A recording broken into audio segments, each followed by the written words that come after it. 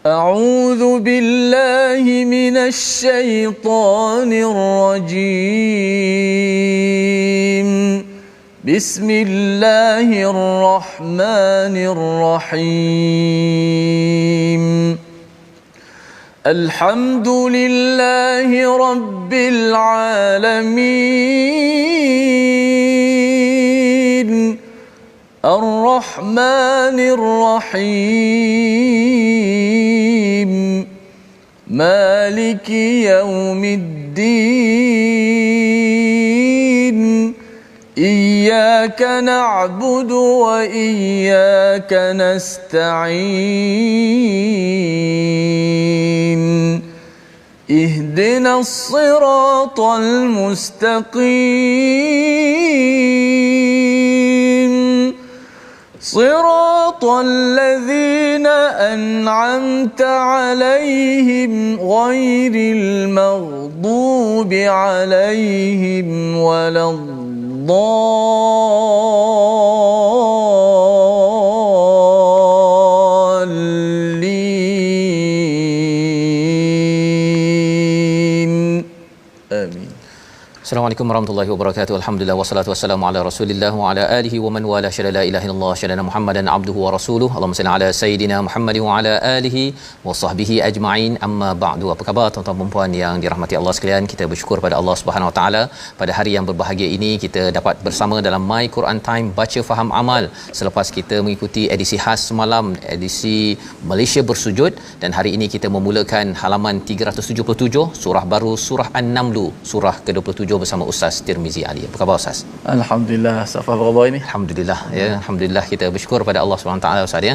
Pada hari ini dalam keadaan Malaysia masih lagi ya ada kawasan-kawasan yang dilanda banjir, kepada rakan-rakan yang masih lagi memerlukan pertolongan daripada sampan bot yang masih lagi belum hadir memberi bantuan, kita doakan dimudahkan urusan kepada pasukan penyelamat dan juga NGO, kepimpinan yang menguruskan perkara ini.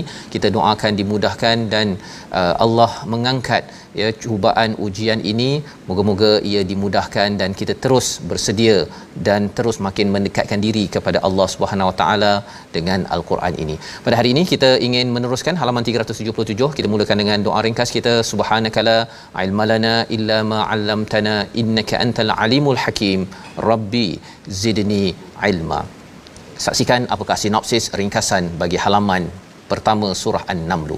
Bermula daripada ayat yang pertama hingga ayat yang ke-6, kita akan sama-sama melihat kepada risalah Al-Quran. Allah menjelaskan tentang nilai Al-Quran sebagai permulaan sebelum kita melihat kepada kisah Nabi Musa di lembah suci, bagaimana kisahnya ini sebagai ulangan tetapi mempunyai sudut berbeza untuk kita sama-sama menghargai ayat 7 hingga ayat yang ke-13. Mari sama-sama kita mulakan dahulu dengan bacaan ayat 1 hingga 7 bersama Al-Fadhil Ustaz Tirmizi Ali. Silakan Ustaz. Baik, alhamdulillah. Terima kasih Al-Fadhil Ustaz Tuan Fazrul, penonton-penonton, sahabat-sahabat Al-Quran yang saya kasih sekalian. Alhamdulillah, terus kita dalam My Quran Time baca faham amal. Seperti biasa kita sebarkan rancangan kita buat penonton-penonton di Facebook TV Al-Hijrah. Boleh tekan butang share di bawah sana, dan kita juga melahirkan rasa kesedih ataupun simpati kepada seluruh rakyat Malaysia khasnya yang terjejas dengan banjir ini. Mudah-mudahan yang terkandas, ada yang tersesat, ada yang hilang, semuanya kita teruskan berdoa dan bersabar. Mudah-mudahan Allah Taala bantu kepada kita semua, dan sama-sama kita bersama dengan Al-Quran Karim. Mudah-mudahan Al-Quran yang kita baca, yang kita hayati, Allah Ta'ala menurunkan rahmat kepada kita dan Allah Ta'ala mengangkat wabak ini insya-Allah dengan makbulkan doa-doa kita semua. Kita baca ayat 1 daripada surah An-Naml yang dimulai dengan huruf muqatta'ah yang hanya 2 huruf saja. Ta sin hanya 2 huruf. Dia ada 1, ada 2, ada 3. Insya-Allah ini sebahagian daripada mukjizat Al-Quranul Karim, kehebatan. Baik, kita baca ayat pertama hingga ayat yang ke-7. A'udzubillahi minasyaitonirrajim. Bismillahirrahmanirrahim. Tasin. Tilka ayatul Qur'ani wa kitabim mubin. هدى وبشرى للمؤمنين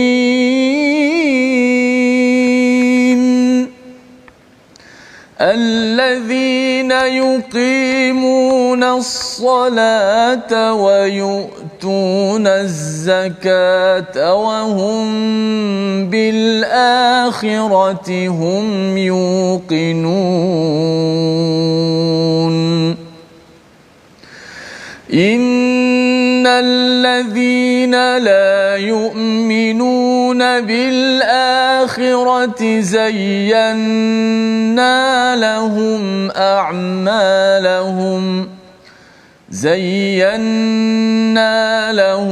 أعمالهم فهم يعمهون أولئك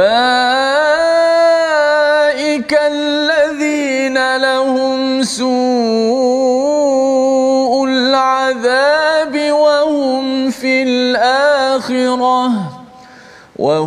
في الآخرة هم الأخسرون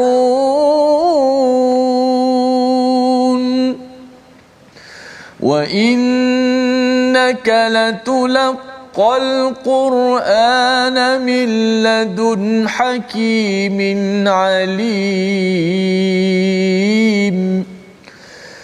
إذ قال موسى لأهله إني آنست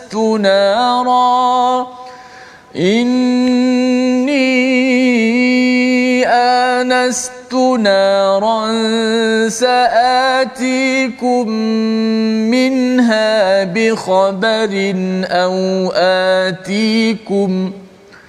أو آتيكم بشهاب قبس لعلكم تصطلون صدق الله العظيم. Surah Al-Azim, kita bacaan ayat 1 hingga 7 memulakan surah An-Naml kita pada hari ini. Tasin, sebagaimana yang kita pernah jumpa sebelum ini, surah yang bermula dengan huruf ada ta muqattaah ni ustaznya. Biasanya, bukan biasanya, semuanya ada kisah ular. Kisah ular, kisah Nabi Musa alaihi salam, dan ini adalah salah satu surahnya selain daripada surah Taha, surah yang ke-20, dan kita akan jumpa dalam Ta Sin Mim dan sebagainya ya. Di dalam ayat ini Allah menyatakan tilka ayatul Qur'ani wa kitabim mubin. Ya, ini adalah ayat-ayat Quran yang selalu dibaca.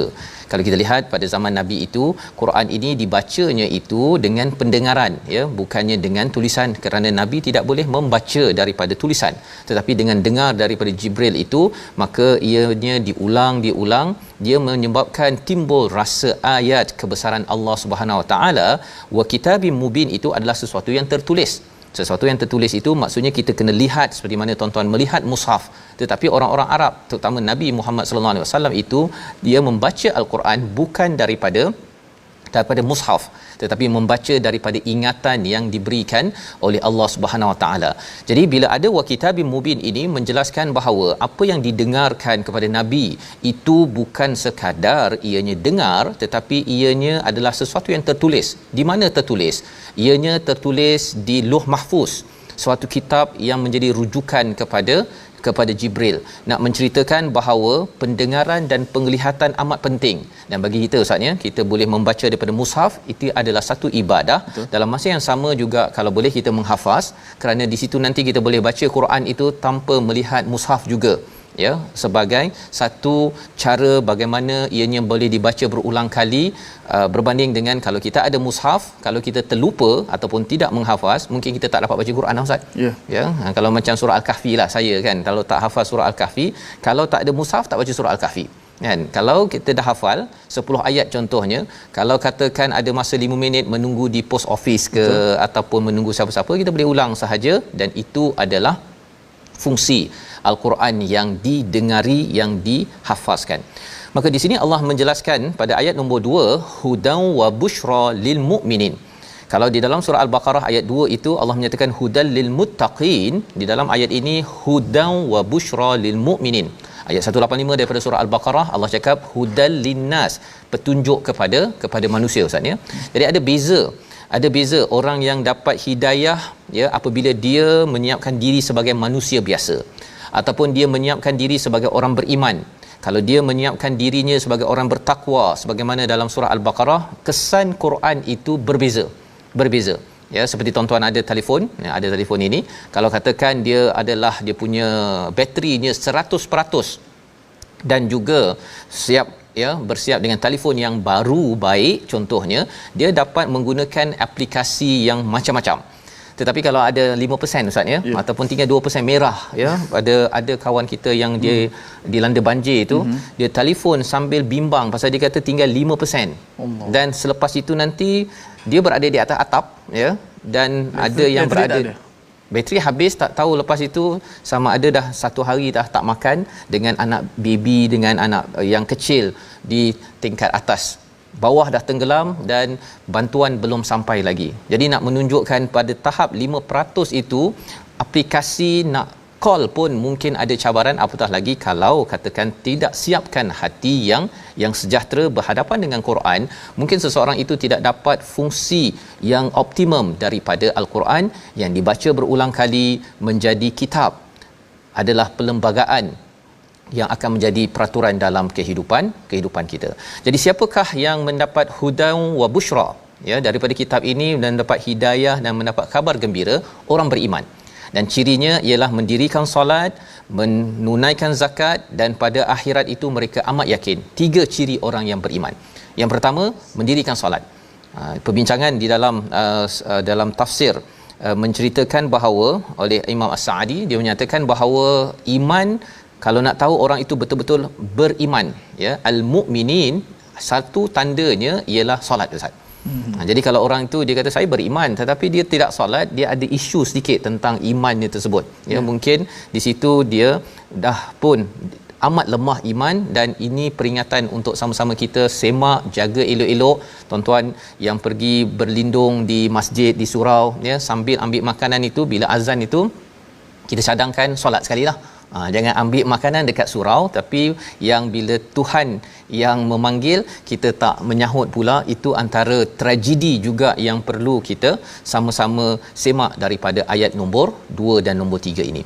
Dan dalam ayat nombor 3 ini, mendirikan solat, menunaikan zakat ya, satu hubungan dengan Allah, satu hubungan dengan manusia. Wahum bil akhiratihum yuqinun, dan juga yakin kepada hari akhirat. Apakah kesan kepada hari akhirat ni kalau kita percaya, kita yakin? Ayat nombor 4, sama-sama kita baca sekali lagi untuk Allah menjelaskan kepada kita kesan keimanan kepada hari akhirat kepada petugas-petugas di surau, di masjid, di perpustakaan, di dewan-dewan sekolah yang sedang membantu kita dilanda pelbagai ujian sekarang ini, COVID-19, banjir dan sebagainya, untuk kita menghargai ayat 4 berkaitan dengan hari akhirat. Apa kaitannya? Kita baca dahulu bersama Ustaz Tirmizi. Ayat keempat sah. Baik, ayat keempat kita nak baca sekali lagi. Mudah-mudahan sebagaimana kata Ustaz Hafaz tadi, pendengaran kita, percakapan kita banyak dengan Al-Quranul Karim. Alangkah indahnya masa kita dihabiskan dengan Al-Quranul Karim, disibukkan dengan Al-Quranul Karim, dengan tadabbur, dan kita beramal dengan Al-Quran, insya-Allah. Kita baca ayat keempat. Mudah-mudahan Allah Subhanahu Wa Taala berikan kita kekuatan dengan situasi yang ada ini. A'udzubillahi minasyaitonir rajim. Bismillahirrahmanirrahim. Innal ladzina la yu'minuna bil akhirati zayyanna lahum a'malahum fahum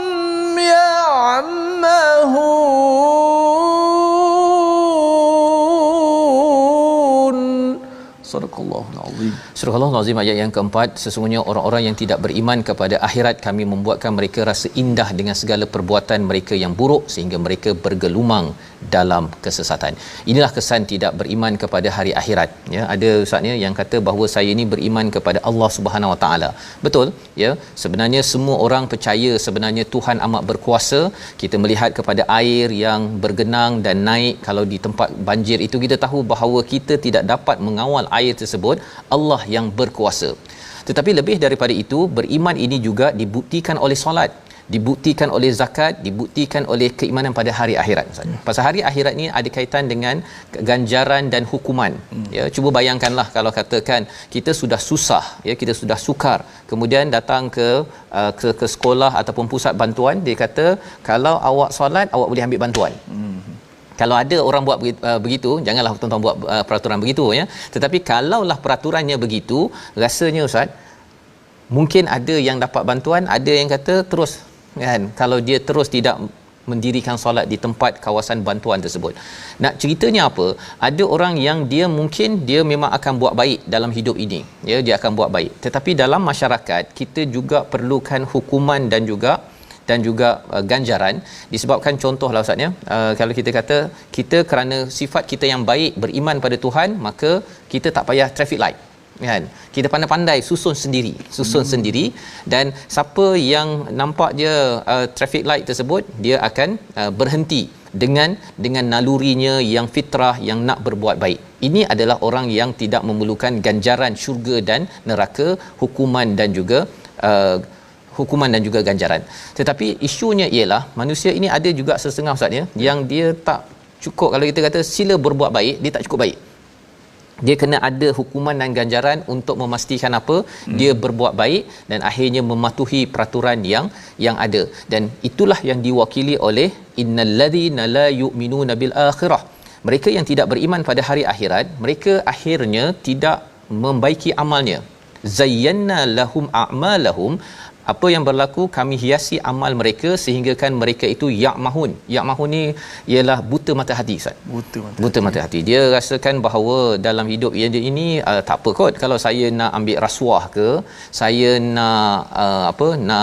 nak tipu orang ke, saya nak buat dosa ke, saya tak kisah kot. Pasal apa? Pasal tak ada ganjaran. Saya ni dah ada fitrah untuk buat kebaikan, dan itu mengganggu kepada bagaimana kita menguruskan sesuatu masyarakat. Dan ayat yang kelima Allah menyatakan ulaikal ladzina lahum suul azab. Mereka itu akan diberikan siksaan yang buruk di dunia dan di akhirat, maka mereka adalah orang yang paling rugi. Mengapa rugi? Kerana imannya itu Ustaz, ya, dia tidak dibuktikan oleh solat, oleh zakat dan juga keyakinan kepada hari akhirat. Yakin pada hari akhirat ini menyebabkan dia menimbang-nimbang apa yang ingin dilakukan. Hari ini tuan-tuan, kita baca Quran, kita menimbang-nimbang bagaimana saya nak lebih lagi baca Quran ataupun nak bantu lagi kawan-kawan kita. Menimbang-nimbang, saya nak tulis tak? Oh, ini banjir dekat Selangor ni pasal orang Selangor banyak buat dosa. Ada orang cakap begitu, Ustaz? Ya. Jadi kita akan, bila percaya pada hari akhirat, kita akan fikir, betul ke apa yang saya buat ini? Kalau perkataan ini tersebar, maka sampai di akhirat nanti kalau ia mengundang azab, tak berbaloi, Ustaz. Betul. Guna Facebook, kan, Allah bagi nikmat, tetapi rupanya mengundang azab disebabkan kita menjadi Tuhan pula untuk menghukum orang-orang yang sedang menghadapi ujian. Kita doakan rakan-rakan kita ini sentiasa dibantu, dan apa sahaja yang boleh kita buat, berdoa, beri bantuan, beri recommendation. Mungkin ada sampan bot yang boleh disampaikan pada tempat tersebut, kita call kawan kita, mungkin kita taja ataupun kita buat kempen bot 1, bot 2 untuk dihantar ke tempat yang memerlukan bantuan. Jadi ayat nombor 5 ini Allah cakap kalau seseorang itu tidak menimbang-nimbang, itu tandanya ada masalah percaya pada hari akhirat. Mereka itu wahum fil akhirati humul akhsarun, paling rugi pada ayat yang kelima. Pada ayat yang ke-6 Allah menyeru kepada kita talaqi Quran, Ustaz. Kita baca sekali lagi ayat ini, ya, perkataan latulaqqal Quran, apa maksudnya? Ayat 6 sekali lagi untuk kita ambil permatanya. Masya-Allah, ada perkataan talaqi, Ustaz. Talaqi. Okey, baik, kita baca dahulu ayat yang ke-6 untuk kita memahami selepas ini pencerahan tentang maksud ayat tersebut.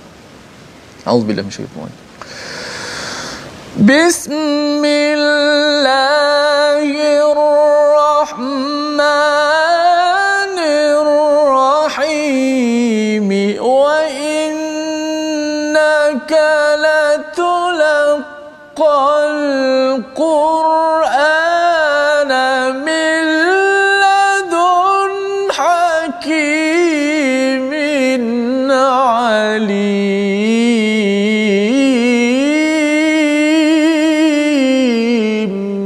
Sadaqallahul azim. Dan sesungguhnya engkau Muhammad benar-benar telah diberi Al-Quran daripada sisi Allah yang maha bijaksana lagi maha mengetahui. Kesan talaqi Ustaz ya. Yeah. Biasanya alimun hakim, dekat sini ladun hakimin alim. Terbalik Ustaz. Terbalik ya. Hakim dulu baru alim. Apa maksudnya?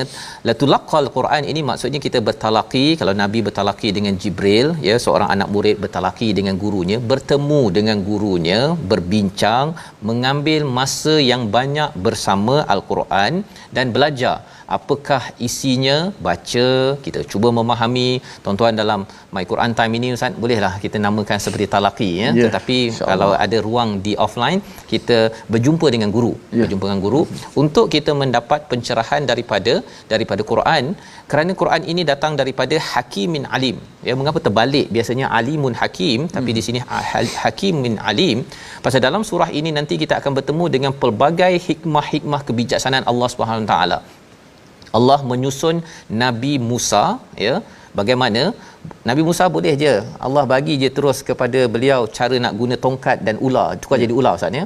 Tetapi Nabi Musa daripada Mesir kena kejar pergi ke Madian, patah balik, semua itu aturan Tuhan. Untuk kita, Allah mengatur kita berada pada zaman Covid, kemudian zaman banjir, kemudian ada My Quran Time. Semua ini adalah daripada Hakimun Alim, ya, daripada Allah yang bijaksana. Allah lah yang bijaksana mengatur segala urusan kita sehingga kita dapat wisdom, kita mendapat hikmah. Kerana apa? Kerana kita banyak berinteraksi dengan Al-Quran. Membawa pada perkataan kita pada hari ini, kita saksikan, iaitu yaqina, meyakini, 28 kali disebut di dalam Al-Quran. Inilah yang menjadi asas kepada pertimbangan kita dalam kehidupan. Baik buruk kita timbangkan, kita ambil cara berfikir yang baik. Ini kesan daripada beriman kepada hari akhirat, dan inilah yang kita ingin bina bersama, bagaimana melihat kepada akhirat, menyiapkan amal kita menuju Allah Subhanahu Wa Taala. Kita akan bersambung selepas ini, kembali semula dalam My Quran Time, baca faham amal insya-Allah.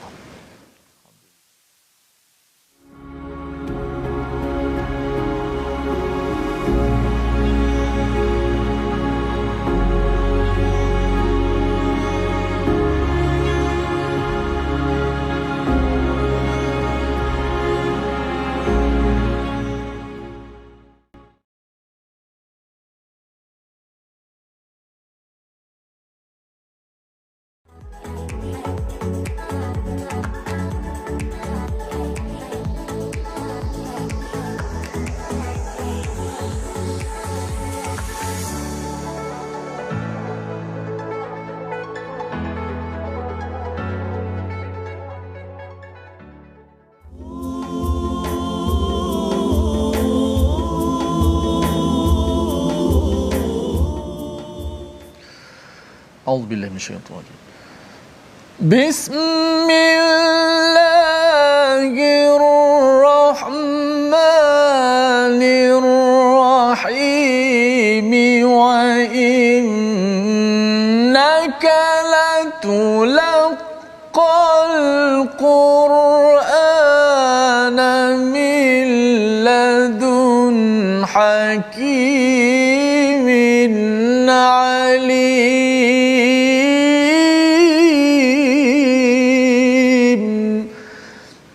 Ingatlah ketika sesungguhnya engkau Muhammad benar-benar telah diberikan Al-Quran daripada sisi Allah yang maha bijaksana lagi maha mengetahui.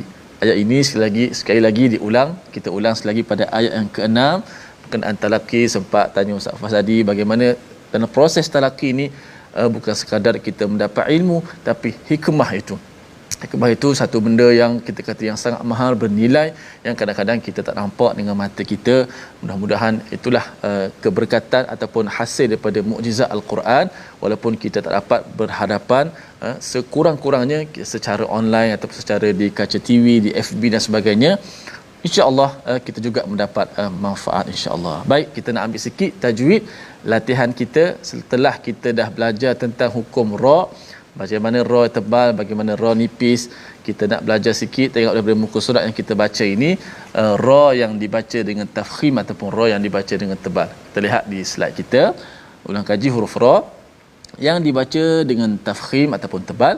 Contoh dalam surah An-Naml yang halaman 377 ini, iaitu ayat pertama, pa sin tilka ayatul qur'ani wa kitabim mubin. Perkataan Quran, ra mati yang mana sebelumnya berbaris di depan, maka hukumnya kita baca ra itu dalam keadaan tebal. Tilka ayatul qur'an dibaca dengan tebal. Contoh yang kedua, hudan wa busyra lil mu'minin pada ayat yang kedua. Wa busyra ra tu dibaca dengan tebal. Dan contoh yang ketiga pada ayat ke-11 yang akan kita baca sekejap lagi, fa inni ghafurur rahim. Di sini ada dua ra. Pertama ghafurun, tanwin yang berbaris di hadapan, kemudian berjumpa dengan ra yang berbaris di atas, ghafurur rahim. Mana contoh ketiga ini adalah contoh ra yang dibaca dengan tebal. Alhamdulillah, itulah sikit sebanyak Safas ulang kaji ra kita. Maka perkataan Quran yang selalu kita sebut, jangan kita baca Quran, tak boleh. Kalau kur jadi nipis. Ra tebal macam mana? Qur'an dibaca tebal. Busyra, jangan busyra, jangan buka mulut. Walaupun dalam bahasa Melayu jarang kita sebut ra bagi depan, kan? Sehingga kalau kita sebut janganlah kita sebut ra yang kita nipiskan ra banyak dalam bahasa Melayu, kan? Hari Rabu pun kalau bahasa Arab ra, kan? Kita sebut ra, kita akan nipiskan ra. Jadi bila baca Quran, ra yang berbaris di atas tak disebut ra, kena sebut ra. InsyaAllah ya, itu adalah antara pasangan yang di antara nipis dan tebal, Ustaz ya. Penting dalam hidup kita ini, ada waktu kita rasa takut, ya, rasa diberi ancaman, tapi di dalam Al-Quran ni juga ada busyra, Ustaz ya. Ada juga berita gembira, dia ada pasangannya itu. Malah kalau kita lihat surah Asy-Syu'ara yang telah kita lalui, penuh dengan Nabi Musa ini mengadu, aku takut, ya, aku ni pernah buat zambun, ya, pernah buat sesuatu kesilapan sebelum ini. Tetapi di dalam surah An-Naml ini, Ustaz ya, menariknya bila Allah menyatakan hudan wa busyra lil mu'minin, dia punya mood dia itu pun berbeza sedikit. Penuh dengan khabar-khabar gembira, adalah sedikit ancaman, tapi banyaknya dengan lebih confident, ya, yakinnya Nabi Musa alaihi salam. Dan inilah yang disampaikan pada ayat yang ke-7, id qala Musa, ya, apabila diingatkan lagi kepada kita, ingatlah kisah bila Nabi Musa bercakap kepada ahli keluarganya, inni anastu nara, pada ayat yang ke-7, ya. Selepas kita dah tahu dah Quran ini membawa kita kepada hikmah, kebijaksanaan. Kalau selalu talaqi, Ustaz, selalu talaqi, berjumpa guru, belajar, maka kesannya kita akan dapat hakim ataupun mendapat hikmah. Hikmah ini apa? Orang lain tak nampak. Orang lain nampak hujan, ya Ustaz. Orang lain nampak banjir saja, nampak COVID-19 saja, tetapi orang yang dapat hikmah, dia nampak, oh, banyaknya cara Allah susun saya. Begitu. Betapa Allah dah susun saya daripada darjah 1, tingkatan 1 sampai sekarang ini. Kita nampak gambaran besar, itu namanya hikmah. Ilmu ni kita ambil sedikit demi sedikit untuk kita pelajari. Maka kisah hikmah ini kita boleh nampak dalam kisah Nabi Musa, bila dia kata, aku nak cari clue, ada api, saatikum, aku akan bawakan dia khabar ini, ataupun aku akan bawakan nyalaan api yang menyala. Kalau sebelum ini dalam surah Taha dia cakap qabas saja, Ustaz. Tapi dalam surah ini syihabun qabas, ada tambah syihab. Maksudnya dia, Nabi Musa ni dah yakin dia akan bawa api yang menyala-nyala. Kalau katakan di dalam ayat yang surah Taha, la'alli, moga-moga saya bawalah nyalaan api tersebut. Tapi dalam ayat ini saatikum ni maksudnya Nabi Musa ni dah confident, Ustaz. Saya akan bawa api. Jadi macam mana pula kat sana la'alli, dekat sini saatikum. Sebenarnya dalam diri kita, tuan-tuan, ada masa kita rasa macam yakin tak yakin, ada masa yakin. Perkara bercampur itu biasa berlaku, dan ini kesan daripada apa? Iman. Dan iman dapat daripada mana? Quran, Ustaz. Makin kita bertalaki Quran ini, iman meningkat, maka confident, yakin kita pun akan meningkat. Seperti mana dalam ayat yang ke-7 itu, la'allakum tastalun, agar kamu ini dapat memanaskan badan. Apa sambungan kisah Nabi Musa? Ayat 8 hingga ayat yang ke-13 dipimpin Ustaz Tirmizi. Baik, alhamdulillah.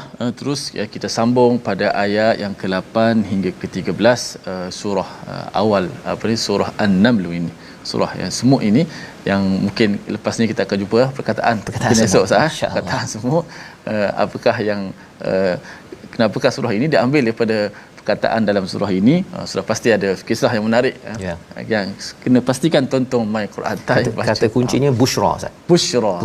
Berita gembira tu Baik, kita sambung ayat yang ke-8 hingga ke-13. A'udzubillahi minasyaitonir rajim. Falamma ja'aha nudiya an burika man fin nari wa man hawlaha wa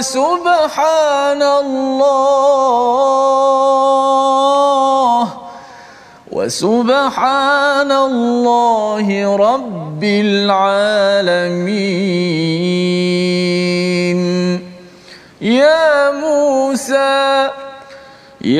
Musa innahu ana Allahul azizul hakim wa alqi 'asak falamma ra'aha تهتز كأنها جان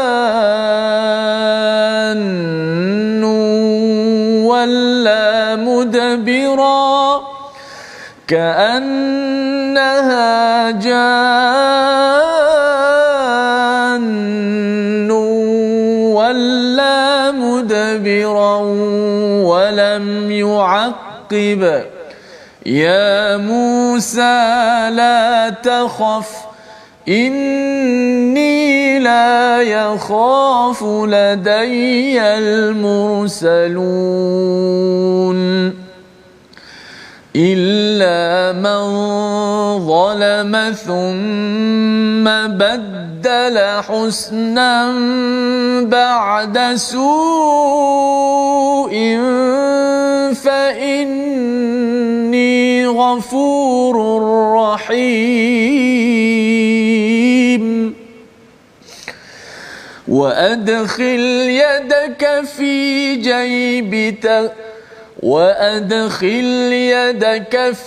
جيبك تخرج بيضاء من غير سوء في 9 آيات إلى فرعون وقومه إنهم كانوا قوما فاسقين فلما جاءتهم آياتنا مبصرة قالوا هذا سحر مبين. Sadaqallahul azim. Surah Al-Azim, gitulah bacaan ayat 8 hingga 13 sebentar tadi. Kita melihat kepada sambungan pada ayat yang ke-8. Maka ketika dia tiba di sana tempat api itu, dia diseru, telah diberkati orang-orang yang berada dekat dengan api dan orang yang berada di sekitarnya. Maha suci Allah, Tuhan seluruh alam. Ini adalah apa yang kita lihat dalam surah Taha, iaitu apabila Nabi Musa bertemu dengan Allah di mana di sebuah wadi yang ada beliau nampak api, an burika man finnar, ya, ada barakah pada api tersebut. Ini bukan api yang membakar, Ustaz, ya. Ini api yang ada barakah, burika, daripada perkataan barakah. Wa man haulaha, dan juga orang yang berada di sekitarnya, ya, di kawasan Palestin tersebut. Wa subhanallahi rabbil alamin, maha suci Allah. Bila ada perkataan subhanallah di dalam al-Quran, sudah tentu dia dikaitkan dengan perkara-perkara syirik, ya. Allah nak mendegaskan ini bukan perkara syirik. Apakah perkara syirik yang boleh berlaku dalam ayat 8 ini? Apabila orang mengaitkan api sama dengan Allah, itu bukan, ya, bukan. Subhanallahi rabbil alamin, sebenarnya ia adalah sebagai satu perlambangan, ya, di mana Allah itu melangkau daripada api yang biasa-biasa kita lihat itu, ya. Dan pada ayat yang ke-9, ketika itu diseru kepada Nabi Musa, ya Musa innahu anallahul azizul hakim. Sesungguhnya siapa yang bercakap? sesungguhnya aku adalah Allah, Allah yang menyeru. Al-Azizul Hakim. Dalam surah Asy-Syu'ara kita selalu berjumpa dengan Al-Azizur Rahim, Ustaz. Betul. Al-Azizur Rahim. Di sini kita sudah pun tahu bahawa sebentar tadi ayat 6 Hakimin Alim. Kali ini Allah mendegaskan Allah berkuasa, boleh buat macam-macam, tetapi Allah Maha bijaksana. Kita doakan kepada kawan, kepada Puan Rohana ya, yang dinyatakan kawannya, anak kawan saya hilang dalam banjir rumah tempat tinggal di Shah Alam. Masih hilang lagi ya. Pihak Jepam bomba sedang mencari. Kita doakan ya bahawa hikmah, wisdom daripada Allah Subhanahu Wa Taala sedang menyusun sesuatu berkat doa daripada tuan-tuan sekalian seluruh Malaysia, seluruh dunia. Kita doakan anak ini selamat dan ibunya, ayahnya, keluarga kembali bersatu ya, sebagaimana Nabi Musa juga dapat bertemu kembali dengan maknya, walaupun nampak seperti mustahil dah bergenang atas laut Ustaz, Sungai Nil ya, tapi doa ini kita menyeru kepada Allah Al-Azizul Hakim. Ayat yang ke-10 penuh dengan perkara yang penting. Kita ingin baca sekali lagi ayat 10 ini, bagaimana Nabi Musa takut ya ketika tongkatnya bertukar menjadi ular, tetapi Allah menjelaskan kalau kita takut, Nabi Musa takut. Tetapi takut yang bagaimana ya, Nabi Musa diajar takut bagaimana ketika berhadapan dengan ujian Covid dan banjir waktu ini. Jom kita baca sekali lagi ayat 10. Sila Ustaz. Menguruskan takut. Takut. Okey, jom kita belajar bagaimana kita takut. Itu satu perasaan fitrah kepada kita semua. Mudah-mudahan kita yakin dengan kuasa Allah, sebab subhanallah ni, maha suci Allah ni ya. Allah tidak ada sifat yang kekurang, sempurna Allah.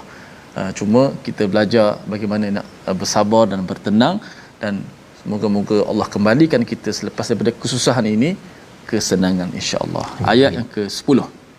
A'udzubillahi minasyaitonir rajim. Wa alqi 'asak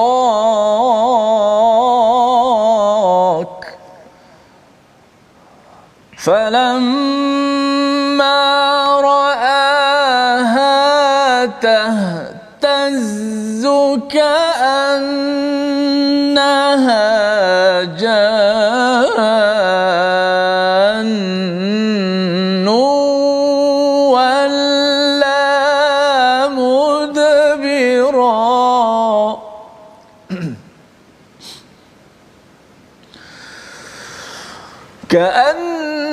كأنها جان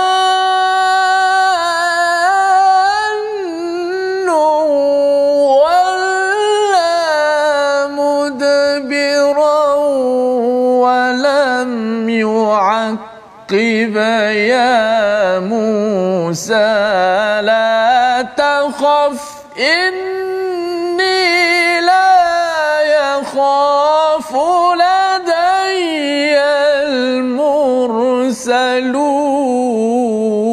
المرسلون. صدق الله العظيم. Limpahkanlah tongkatmu, maka ketika tongkat itu menjadi ular dan Musa melihatnya bergerak seperti seekor ular yang hidup, larilah dia ke belakang tanpa menoleh.